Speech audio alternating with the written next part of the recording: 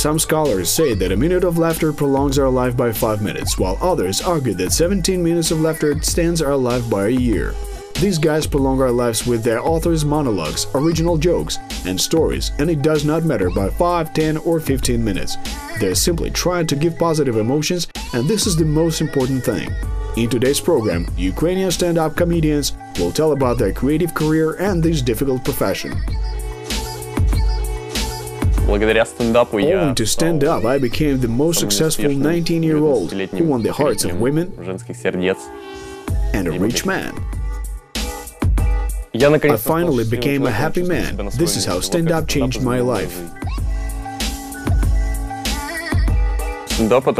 Stand-up is a form of comedy. When a comedian tells jokes to people without any obstacles, such as TV and other things. There was one unpleasant experience in the US, when the people in the audience threw bottles at comedians. So they just stood up and walked off the stage. In short, it was a major scandal and conflict. Nowadays, there are a lot of stand-up shows in the US. This is basically where the main show is staged.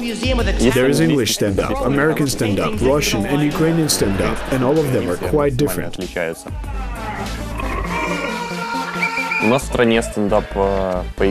Ukrainian stand-up emerged in 2012. At that time, only one comic show existed that led to the establishment of other comic events. One person created their show, another created theirs. One was successful, while others failed. I started with improvisation comedy in the Black Square Theater. In the majority of cases, I performed as a comedy actor. Improvisation is such a thing. You do not know where it will lead you. You can either be an actor of drama or a comedian. I started engaging in stand-up when the first stand-up clubs were established. I fell for the magic of an innovator. I felt like I was the originator of Ukrainian stand-up. I am one of 7 persons who performed at the very first party. So I thought I had to continue the work that I had started. After I had been engaged in stand-up comedy for 3 years, I decided to open my own stand-up club and created the Underground Stand-Up Club. I remember how at the end of winter I stumbled upon a video of some guy. It was either a recording of the Underground Stand-Up Club or a performance of a comedian on an open microphone in Kiev. Of course, at that time I had no money and I simply came to see what stand-up on an open microphone was. I had already watched shows of Jimmy Carr and Louis C.K. and I knew what stand-up was. I booked a table for 1 person. I did not take my friends along because I needed to find out whether it was worth going to. I came there and was very disappointed. It was awful. How could these guys tell such tasteless jokes that are not funny at all? I don't know why, but I went there a second time just out of curiosity. And I must admit that I did not regret it. All of the comedians told such funny jokes to the point that I was dying from laughter. I decided that I should probably try this myself, and did this for a month. I tried writing a few jokes and then I realized that I could not read them in front of a crowd. After that, I wrote other jokes and performed fast. I performed on open microphones for nearly 6 months, and after that I started performing stand-up comedy at private parties for which I earned some money.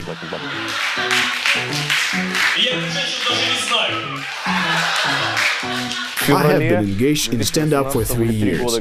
One day my wife offered me to read a few of my jokes on an open microphone. I was skeptical about this because it seemed to me that it would be just an amateur performance. But I thought twice about her suggestion and decided to take a risk and perform for the sake of my wife. I went onto the stage, told my joke, and the reaction of the audience was much better than I had expected.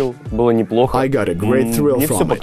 I was one on the stage. I controlled the situation, told everything that I wanted to tell, and tried to do interesting things to engage the audience and keep their attention. Не то чтобы я ему завидовал, просто самое дальнее мое путешествие было в Кагарлык.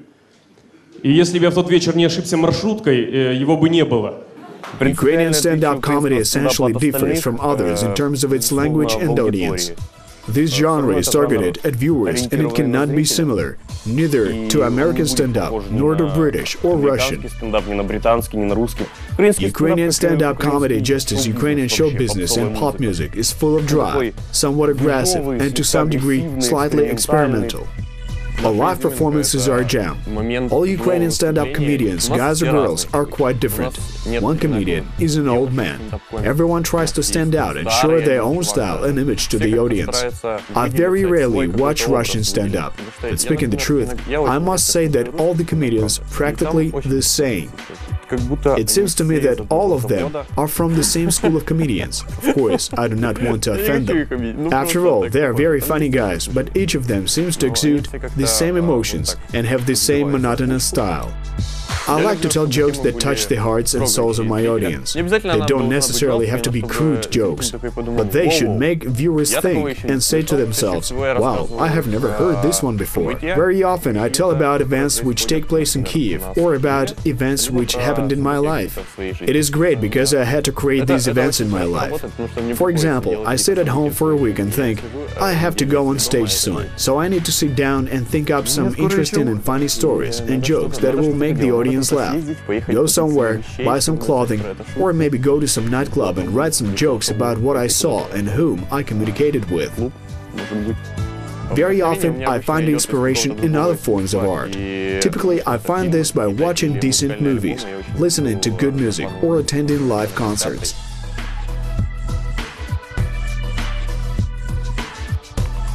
What are my jokes about? I never invent a topic of my jokes. They come to mind, more from my everyday observations and situations in my life, which I profoundly analyze and then convey my thoughts to the audience. I often touch on very poignant and thought-provoking issues from a person's everyday life. For example, a funny situation that happened one day while riding on a bus. I like to tell something that would incite the displeasure of a viewer to the point where they say, "Oh, how dare you say such things?" Or, "This is not a laughing matter," but after that you start developing the theme, add a few jokes, and the audience suddenly bursts out into laughter. I am very sincere. I firmly believe that if I write some jokes of 10 stand-up comedians, my material will be understandable. For me, inspiration is a matter of inner anger, complexes, and offenses. You simply try to combine all these elements, and after that you present some kind of a theme that you believe could be quite funny for the viewing audience. In our project, I play the role of extremity and read the crudest jokes. As a rule, I'm a comedian who dares to take the risk and go for the gusto. Sviat Zahaikevich has his own style that is easily recognizable among other comedians. It is very easy for other comedians to spoof me. I have a lot of original themes. I think I can easily become a hostage of this image, and this is precisely why I need to work on this, refine my style, and change my approach. I started with hard-edged social jokes, for example, about the metro, cancer, but I wanted to create intellectual humor. Inspiration comes to me when I travel by public transport, because there I feel that I'm constantly on the move somewhere. I write very good jokes jointly with other comedians. The classic brainstorming method works very well. To be a comedian, you have to be a comedian in spirit. All that you need to do is write jokes, perform in front of an audience, and you will succeed in everything else you do. Everyone is capable of learning how to write jokes. This is the springboard for every comedian. Nobody becomes a stand-up comedian with the stroke of a magic wand. There are open microphones in Ukrainian clubs, and every young, old, poor or rich person can perform for free, simply to share their experience in life and tell jokes to the general public for all of 3 minutes. Neophyte comedians, as well as comedians with certain experience, perform on microphones to gain self-confidence in this fairly intense and often nerve-wracking profession. In their turn, experienced comedians make people laugh and enjoy life as it is. My first performance took place on an open microphone in a local pub. I came there and thought, I will astonish everyone here. I wrote 9 jokes about Nadia Savchenko. To tell the truth, half of them were more or less normal, while the rest were outright awful. I was not nervous when I performed for the first time. I simply wanted to tell all of my jokes to people. After the performance, I understood what I needed to change. The next time I performed was 2 weeks later, because I needed time to prepare my jokes and present them with confidence to make the audience laugh. The thing is that I did not want to waste people's time by telling them some absurd jokes. My first performance was on an open microphone. 10 other comedians also gathered there. It was cool. I performed in the second half of the program. If I recall correctly, I was the 7th to hit the stage.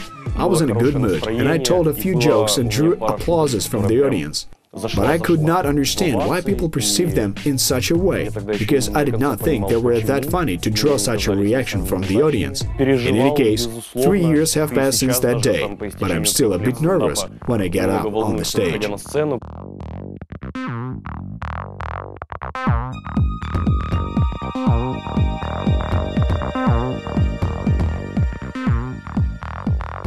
It took me a little time to write jokes for my first performance. To tell the truth, a comedian should not spend a lot of time writing jokes for a 10-minute performance, because their content gets lost. If you are a talented comedian, you tell jokes on a subconscious level. You choose a topic, and then your imagination clicks in. A lot of different images and variants of the scenario come to mind. In your jokes, you touch on the best inventions of mankind, be they in music or in some other field. So you simply sit down and write a script for your 10-minute performance based on everything that comes into your brain, and you do it with inspiration that will tickle the ears of your audience. I remember my very first performance. My theater agent called me and told me there was such a thing as stand-up comedy, and I needed to perform in one of the clubs. I had to come up with my own funny jokes in order to make some money. Event manager Andrei Shabanov said to me before the performance, "This is a stage, these are viewers. If you appear on the stage and tell funny jokes, you are God.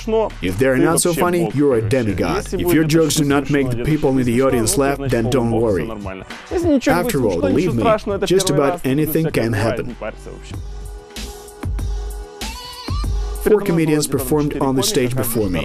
Each of them told different jokes. It was a super festival of diversified humoristic performances. When I performed, I was dressed in a jumpsuit. It was my jam. In no case did I play the role of a pickpocket. It seemed to me that by putting on a jumpsuit, I would become closer to the audience. My jokes elicited people's applauses 3 times and supported the thoughts that I came up with. The most difficult for me was to sit and start writing jokes because I was totally undisciplined. At that time, I was 17 years old, I was unemployed, and it was a tall task for me. Stand-up comedians of the underground stand-up club always supported me. I'm very grateful to them for such mental and psychological support. They never told me that I was obligated to train and engage in this profession. For me, that was the best advice I got from anybody else.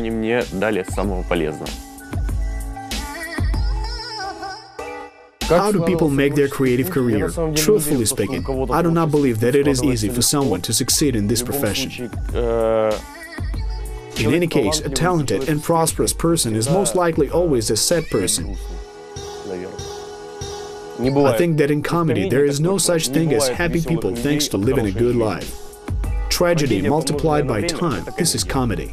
I will not stop engaging in comedy, even if I decide to lie under a bench in rainy, inclement weather and will possibly be bitten by some street thugs. I will always find an open microphone and I will get inspiration from comedy, even if my life is shattered. Traveling is always great fun. In fact, it always broadens your horizons and consciousness. I advise everyone to travel as much as time and money allows. Ukrainian stand-up comedians receive a lot of invitations to perform abroad. Russian, Belarusian, and Latvian comedians are familiar with Ukrainian stand-up comedy. I gave stand-up performances in Riga, Minsk, Moscow, St. Petersburg, and even Rostov, and in many Ukrainian cities. Ukrainian comedians are very popular, and they're really cool.